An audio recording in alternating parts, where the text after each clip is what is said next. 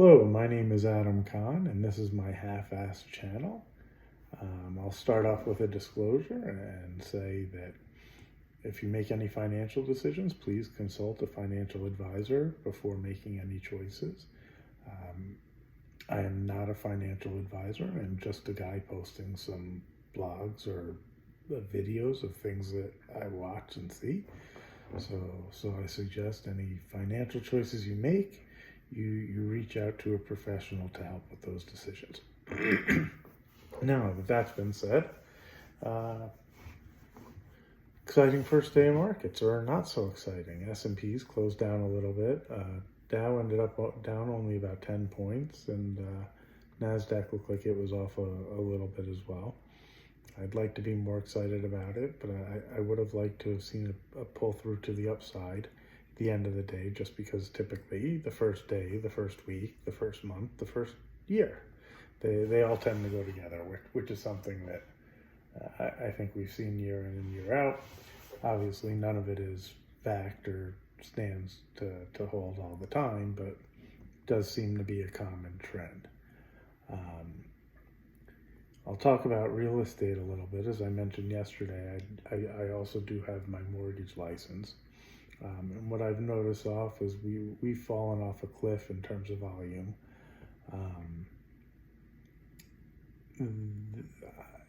And what I discussed with some of the LOs who work beneath me is I see it lasting a little while, because if things get busy again, and if things start moving along like they were, I think that's what the Fed doesn't want to see, and they would then step in to slow it down again. So as long as things stay slow, I think that the Fed doesn't have a whole lot they need to do, and if it continues the way it is, they'll be content with that.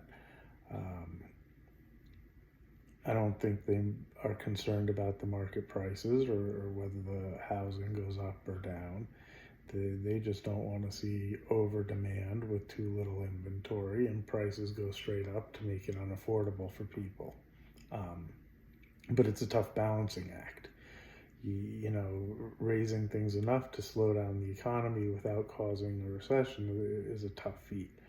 And the Fed only has two things technically that they're supposed to look at, which is inflation and employment.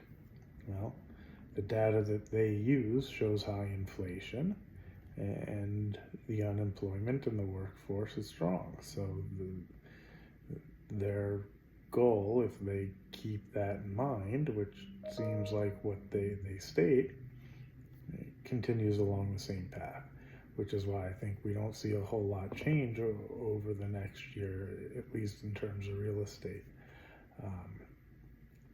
Again, as I stated yesterday, I'm kind of bullish the equities. I double, second guess myself enough on that, because I see how the nervousness has good reason. So we'll wait and see what tomorrow and the next few days bring. I haven't covered the position. I've traded in and out. Last night was a really wild ride. The market started up pretty good, actually, and then it corrected and went a good bit lower and then right back up. So it bounced around a good bit, creating for some exciting trading. We'll see what tomorrow brings.